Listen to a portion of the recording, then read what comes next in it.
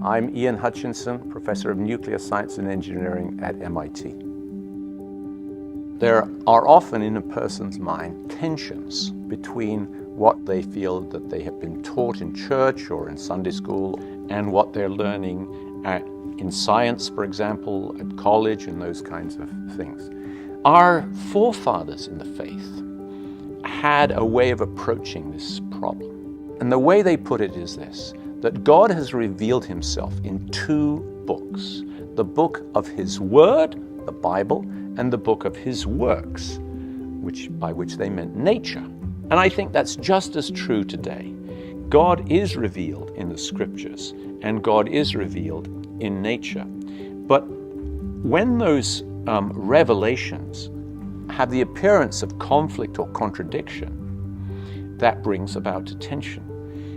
When that happens, I think the right approach to this situation is to recognize that in both cases, there is a process of interpretation which is going on. The meaning of the Bible is, in some cases, relatively clear, but in many cases, its significance is not so clear.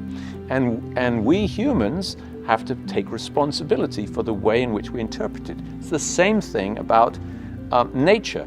We can find the laws of physics, but what do those mean? What is the significance of those in matters, let's say, of spirituality is not so clear. So it's a matter of interpretation. So if there seem to be tensions or contradictions between the book of God's word and the book of God's works, the place we need to look is in our interpretation, either of the word or of the works.